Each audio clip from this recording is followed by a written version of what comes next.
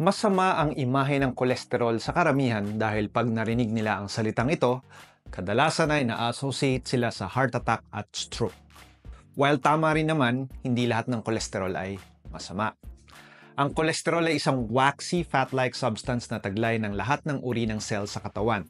Napakarami nitong mga functions.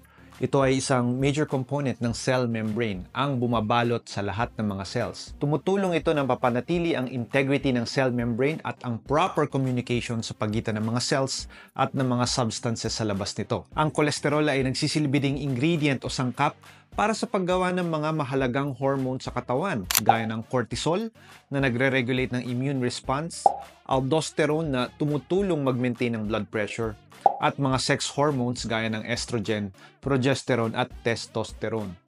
Ang vitamin D na mahalaga sa bone health natin ay gawa din mula sa kolesterol. Yung panunaw natin ng mga taba sa pagkain na tinatawag na bile ay ginagawa ng ating atay mula sa kolesterol. And finally, mahalagang component ng ating nervous system ang kolesterol. Ang myelin sheath na siyang bumabalot sa mga nerve cells ay gawa sa kolesterol.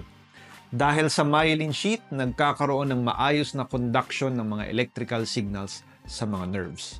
Mahalaga ang kolesterol sa katawan pero gaya ng lahat ng bagay, ang sobra ay masama.